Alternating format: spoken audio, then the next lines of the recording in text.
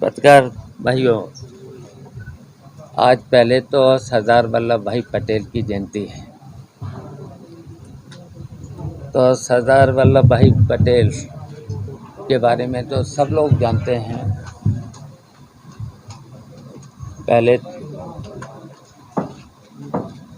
पहले तो वो स्वतंत्रता संग्राम सेनानी थे, फिर देश के पहले गृह मंत्री बने। तो उनको लौह पुरुष के रूप में जो उपाधि भी मिली थी, तो उनके बारे में तो वैसे आप सब लोगों को पता ही है। तो उनको आज हम सबसे पहले तो उनको नमन करते हैं, श्रद्धांजलि अर्पित करते हैं। और ये जो परिवर्तन यात्रा जो हमने मथुरा से 12 अक्टूबर को शुरू करी है, और मथुरा से जब चले, मथुरा के बाद आगरा, आगरा के बाद फिरोजाबाद, फिरोजाबाद के बाद इटावा, इटावा के बाद औरैया, और औरैया के बाद कानपुर देहात, भोगनीपुर, पोखराया होते हुए कालपी, कालपी के बाद औरई, झांसी, महोबा, बांदा, बांदा के बाद फिर कौशाम्बी, बांदा के बाद फतेहपुर, फतेहपुर के बाद कौशाम्बी, कौशाम्बी के बाद इलाहाबाद, इलाहाबाद के बाद प्रतापगढ़, प्रतापगढ़ के बाद अमेठी, अमेठी के बाद शाहजहाँपुर, शाहजहाँपुर के बाद बरेली, बरेली के बाद आ गए हम मुरादाबाद, मुरादाबाद के बाद अमरोहा, अमरोहा के बाद बिजनौर, बिजनौर के बाद मेरठ, मेरठ के बाद मुजफ्फरनगर, सहारनपुर, सहारनपुर के बाद शामली, शामली के बाद बागपत होते हुए गाजियाबाद। तो आज गाजियाबाद में तो आप सब लोगों ने देखा ही है, बड़ी मीटिंग भी हुई, स्वागत हुआ। और ये हमारी सामाजिक परिवर्तन यात्रा का उद्देश्य है, सत्ता का परिवर्तन होना बहुत ज़रूरी हो गया है। और वो इसलिए हो गया है इस समय देश में, और ख़ासकर उत्तर प्रदेश में। उत्तर प्रदेश में एक तो महंगाई की वजह से जनमानस इतना परेशान हो चुका है। और दूसरे, जब देखिए वैश्विक बीमारी कोरोना आया, जनमानस इतना परेशान हो चुका है। और दूसरे, जब देखिए वैश्विक बीमारी कोरोना आया है, और कोरोना के समय सरकार की गलत नीतियों के कारण लोग भुखमरी के कगार पर पहुंच चुके हैं। कारोबार सब बंद हो गया है, अर्थव्यवस्था चौपट हो गई है, पूरी तरह से अर्थव्यवस्था चौपट। उसकी वजह से जब कारोबार बंद, उद्योग धंधे बंद, तो बेरोजगारी फैल गई। और बेरोजगारी यहाँ तक फैल गई है कि लोगों को आधी तनख्वाह भी नहीं मिल रही है, और उनको नौकरी भी नहीं मिली है, वो घरों पर बैठे हैं। तो इसकी वजह से भुखमरी जो फैली हुई है, और भुखमरी के साथ साथ क्राइम भी कंट्रोल नहीं हो रहा है, क्राइम भी कंट्रोल नहीं है। तो ये जब देश प्रदेश में फैला है, और फिर दूसरी बात है कि सरकार में जो सरकारें हैं भारतीय जनता पार्टी की, भारतीय जनता पार्टी की सरकार ने वादे तो बहुत कर दिए थे, वादों में एक भी वादा अभी तक पूरा नहीं हुआ है।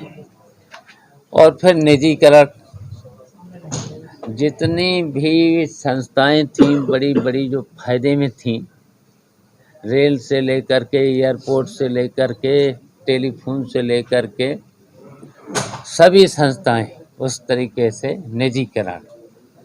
अब एक तो निजीकरण अगर कर रहे थे तो उसमें आरक्षण, पिछड़ों का आरक्षण, अल्पसंख्यकों का आरक्षण, एससी का आरक्षण, मजदूर जितने भी मजदूरी करने वाले लोगों का इनका आरक्षण और आरक्षण देकर उनकी मतलब वेतन, इस महंगाई, अब कितनी रोज महंगाई बढ़ रही है, डीजल, पेट्रोल, घरेलू गैस, बिजली रोज बढ़ रहा है। डीजल पेट्रोल पे तो रोज बढ़ रहे हैं। और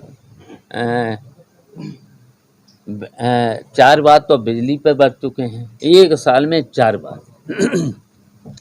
तो इस महंगाई की वजह से प्रदेश के लोग टूट चुके हैं।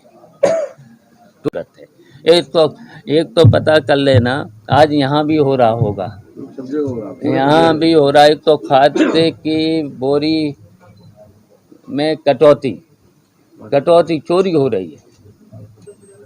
जो पहले तो 50 किलो मिलती थी बोरी, फिर 45, और 45 में भी अगर देख लेना उसमें से निकाल लेते हैं, चोरी हो रही है।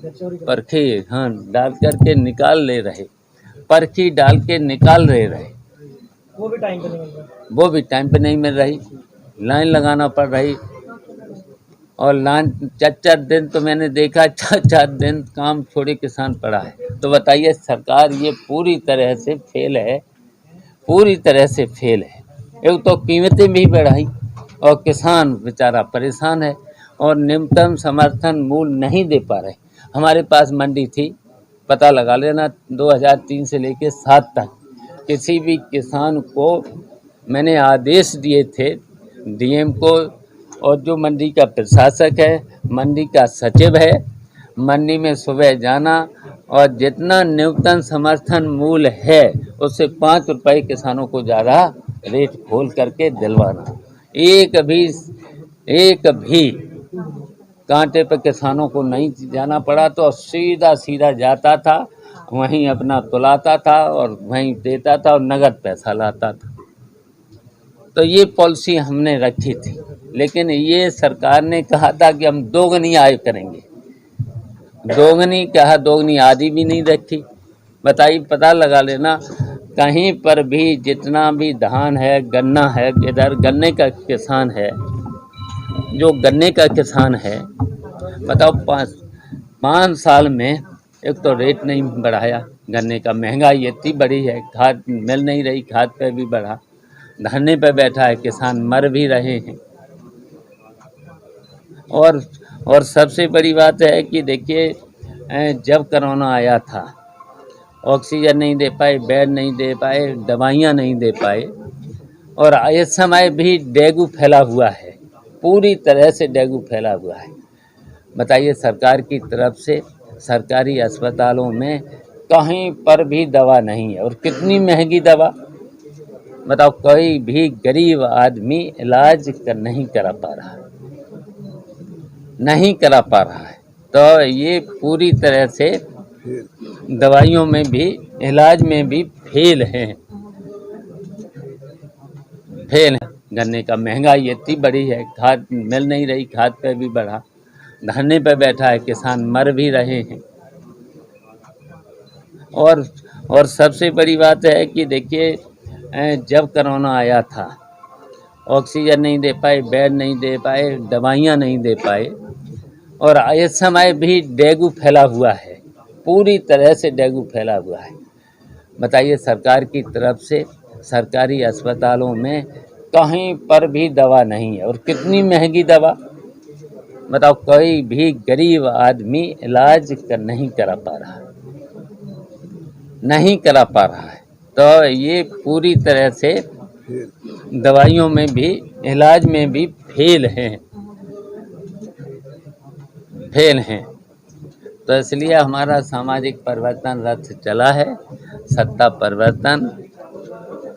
परिवर्तन होना है, करना है, इसलिए। और हमने तो देख लिया है पूरे प्रदेश में दौरा करके। देखिए, अब की बात, प्रगतिशील समाजवादी पार्टी, हमारी पार्टी सत्ता परिवर्तन करेगी और सत्ता में आएगी। मैंने कहा, देखिए, समान विचारधारा वाली सेकुलर पार्टियों से हम अलायंस करेंगे। गठबंधन करेंगे। सीटों पे चुनाव लड़ने जा रही है पार्टी? ये हम जब बातचीत हो जाएगी और ये हमारा निश्चित है कि एक बड़ी राष्ट्रीय पार्टी से, बड़ी पार्टी से हम अलायंस जरूर करेंगे। छोटी पार्टियों से करेंगे तो भाजपा भी हो सकती है। अब मैं भाजपा के खिलाफ बोले और सत्ता परिवर्तन किससे बोले हैं? सत्ता परिवर्तन किसका चाहते हैं? हैं? तो करेंगे, एक राष्ट्रीय पार्टी से हम जरूर करेंगे। छोटी छोटी पार्टियों से, जो हमने कई समान विचारधारा की पार्टियां, सेकुलर पार्टियां, और सेकुलर पार्टियों के साथ साथ एक बड़ी राष्ट्रीय पार्टी से हम अलायंस जरूर करके सत्ता परिवर्तन करेंगे, भारतीय जनता पार्टी को हटाएंगे। अजय जी, कल अखिलेश यादव का बयान आया है कि आपका मान सम्मान पूरा किया जाएगा और आपके लोगों को भी सम्मिलित किया जाएगा, सम्मानित किया जाएगा, समायोजित किया जाएगा। अब वो बड़े आदमी हैं, अब उनसे बड़े आदमियों से हम चाहते हैं बात करें और हमारे लोगों को सम्मानपूर्ण। और देखिए, मैंने नेताजी के साथ 40-45 साल समाजवादी में काम किया है और हमने समाजवादी पार्टी को बुलंदियों तक पहुंचाया है। हम मानते हैं रोज बढ़ रहे डीजल पेट्रोल पे तो रोज बढ़ रहे हैं और 4 बार तो बिजली पे बढ़ चुके हैं, एक साल में 4 बार। तो इस महंगाई की वजह से प्रदेश के लोग टूट चुके हैं, आत्महत्याएं भी करने लगे हैं। और आप देख ही रहे हो, सबसे ज़्यादा तो किसान देख ही रहे हो, यहाँ पर 11 महीने से दिल्ली की सड़कों पर बैठा हुआ है।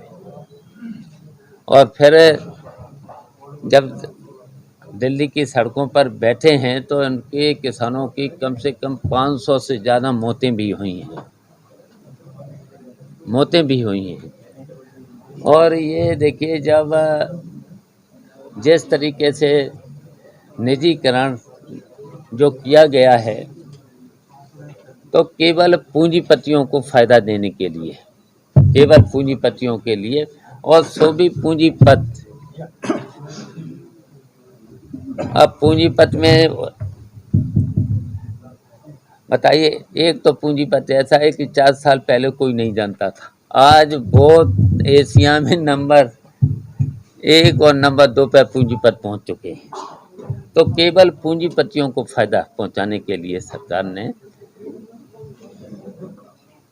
तो पूरे देश की जनता का कोई ध्यान नहीं रखा, किसानों का ध्यान नहीं रखा। और किसान को जो काला कानून आया है तो किसानों की खेती पर सीधा हमला, वो भी पूंजीपतियों को देने के लिए है। तो उसकी वजह से किसान, अच्छा गन्ने का किसान, धान का किसान, गेहूं का किसान, जो न्यूनतम समर्थन मूल्य है, न्यूनतम समर्थन मूल्य कहीं पर भी किसानों को नहीं दे पा रहे, आधा भी नहीं दे पा रहे। वादे तो इन्होंने बहुत कर दिए थे, वादे तो आपको पता ही होगा कि वादे इन्होंने सबसे पहले वादा किया था काला धन ले आएंगे। हम पूछना चाहते हैं कितना काला धन लाए, आज तक नहीं बता पाए कि काला धन लाए, और कोई काला धन लाए नहीं पाए। और इन्होंने पहले वादा कर दिया था 15-15 लाख रुपए प्रत्येक व्यक्ति के खाते में डालेंगे। दूसरा वादा किया था इन्होंने भ्रष्टाचार 100 दिन में ख़त्म कर देंगे। अब भ्रष्टाचार कितना बढ़ गया है, हैं? इन्होंने 5 साल में जनगणना भी नहीं करा पाई। उसके अनुसार, जनगणना के अनुसार इनको आरक्षण देना चाहिए। तो ये हर चीज़ में, और इतना झूठ बोले हैं, बताओ, झूठ बोलने वाली सरकार को फिर सत्ता में रहना चाहिए। इतना झूठ बोले जनता के सामने। और हम तो फिर कहेंगे, हमारी ये भी मांग है, हमने तो देखिए समाजवादी में और समाजवादी रहे हैं, आज भी हम समाजवादी हैं, समाजवादी आज भी हैं। लेकिन सीधा सीधा है, हम तो लोहिया के सिद्धांतों पर चलने वाले लोग हैं। जब कोई सरकार अगर किसानों पर गोली चलवा दे, लाठी चलवा दे, अब देखिए यहाँ पर लखीमपुर खीरी में जो शांत तरीके से धरना पे बैठे हुए थे, लोकतंत्र में धरना, प्रदर्शन, सत्याग्रह करने का तो पूरा अधिकार है। तो शांत तरीके के बैठे हुए लोगों को अगर कोई केंद्रीय गृह मंत्री धमकी दे कि सुधर जाओ, नहीं तो सुधार दिए जाओगे, हैं, और सुधारने में उन्होंने फिर उनके बेटे ने गाड़ी से कुचल दिया किसानों को। तो बताइए, तो पहले ही दिन केंद्रीय राज मंत्री को पहले ही दिन बर्खास्त कर देना चाहिए था। और उनके बेटे की कार से जो कुचले गए हैं, बेटे को तुरंत उन पर जेल भेज करके तुरंत उन पर केस चलाना चाहिए था। और जो किसानों पर गोली चलवा दे, छात्रों पर लाठी चलवा दे, गोली चलवा दे। अब देखिए वाटर कैनन सर्दियों में, दिसंबर और जनवरी के महीनों में वाटर कैनन द्वारा कितना पानी फेंका गया था, ठंडा पानी। तो ऐसी सरकार को फिर जब सत्ता में रहने का कोई अधिकार नहीं है। किसानों को खाद नहीं मिल पा रहा, अभी किसान ने ललितपुर में आत्महत्या की है। नहीं मिल रहा, लाइन लगाना पड़ रही है। हम भी कोऑपरेटिव मिनिस्टर रहे हैं, बताओ कभी भी किसान को लाइन नहीं लगाना पड़ी है। कोई कमी नहीं थी, कितनी भी ले जाओ, 5 बोरी, 10 बोरी, 15 बोरी, 20 बोरी, जितनी किसान को ज़रूरत है।